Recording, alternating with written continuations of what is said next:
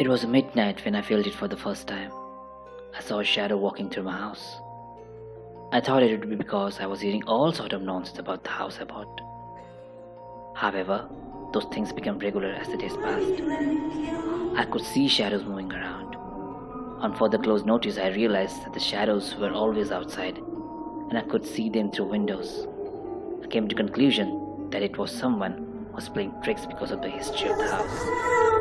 I went to police and reported my complaint about the people at night trespassing my property. When I told my address to the cop, he curiously asked me, "Is it the killer's house?"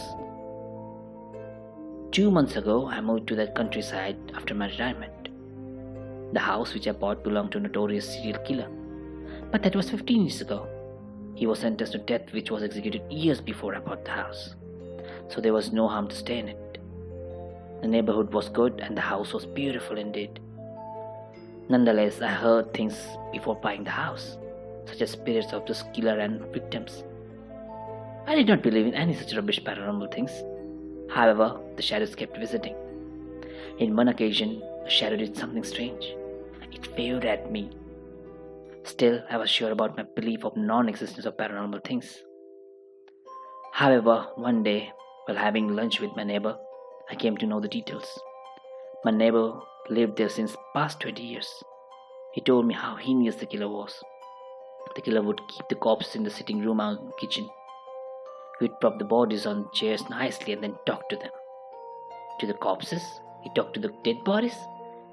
I asked him curiously while eating a piece of apple he served. Yeah, sort of a madman, he continued. And if he disagreed with the corpses, he would beat them. In one case, he peeled off the skin of a man and used it as swatter. The story sent shivers through my spine. So, how did he kill people in the first place? I wanted to know more.